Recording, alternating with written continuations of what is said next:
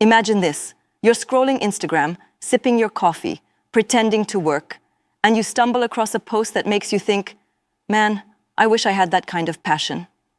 Well, Shannon Watts is here to tell you that you actually do. You've just buried it under laundry, deadlines, and the never-ending list of shoulds society keeps shoving in your face. From the outside, Shannon's life looked like the glossy cover of a suburban lifestyle magazine.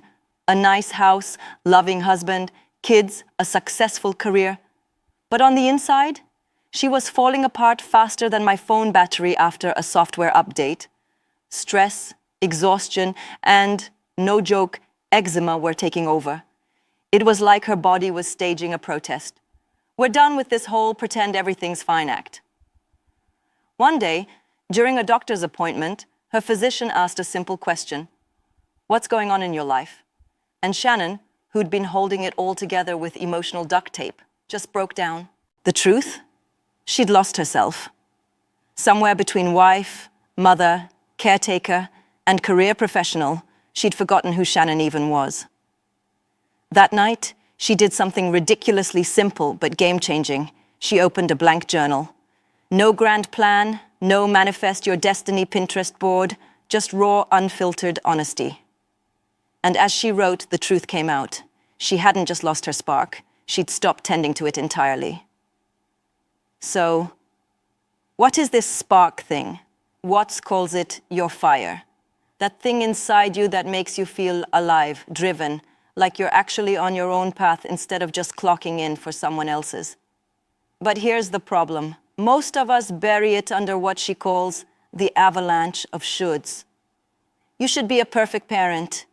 You should climb the career ladder. You should be a size 4, run marathons, meal prep quinoa salads, and always have a smile plastered on your face like a deranged TV host.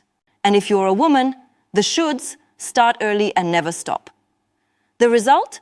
You're so busy performing for everyone else that you forget to ask, what do I actually want? Watts breaks it down into 3 parts. 1. Heat your passions and desires. What excites you? What keeps tugging at your brain at 3 a.m.? What makes you feel lit up or even furious? 2. Oxygen, your core values. The principles you'd fight for even when it's uncomfortable. Integrity, justice, empathy, courage. 3. Fuel, your skills and talents. The stuff you're naturally good at, whether it's leading, problem solving, creating, connecting, or just being the person who can organize a chaotic situation without breaking a sweat. Put these together and you've got the blueprint for your own fire. For Watts, the moment came after the Sandy Hook shooting. Her heat was protecting people, her oxygen was justice and safety, and her fuel was communication and leadership. She started with one Facebook post. That post snowballed into Mums Demand Action, a grassroots movement with thousands of members. Proof that sometimes you don't need a business plan, you just need a spark and the guts to act on it. But here's the catch, the messy middle. Starting something new feels amazing at first. Energy, momentum, a little bit of swagger, then the messy middle hits. That's when you've already said yes to the challenge, but the results are nowhere in sight. Self-doubt creeps in. You're tired. You wonder if you've made a terrible mistake. For Watts, that meant sleepless nights, hate mail, missing family events, and the constant nagging thought, maybe I should quit. But then she got a phone call from someone she hadn't spoken to in years. That conversation reminded her of something crucial.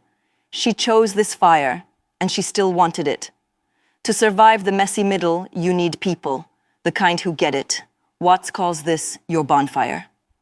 It's your support network, the ones who will hand you a marshmallow when everything feels like it's going up in flames, and who will cheer you on when you hit a win. And no, you don't have to be a social butterfly to build one.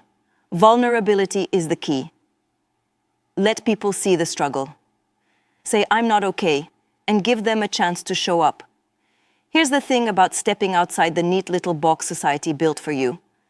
Not everyone will clap.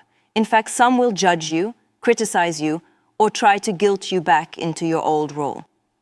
Watts calls these feelings extinguisher emotions, guilt, shame, and self-doubt that can chip away at your confidence. The antidote? Set boundaries. Embrace self-compassion. Get comfortable with disappointing people. Because if the choice is between keeping your fire alive and keeping everyone else comfortable, sorry, Karen, the fire wins. Fires don't last forever, and that's okay. After 11 years of activism, Watts was standing in the White House Rose Garden celebrating a huge victory in gun safety law when she realized this is the end of this fire. When your passion project starts feeling stagnant, boring, or like it's pulling you away from where you need to be, it might be time to let it go. And that's not failure. That's making space for the next fire. Think of it like nature. From the ashes of an old fire, new growth appears. The spark doesn't die, it just shifts.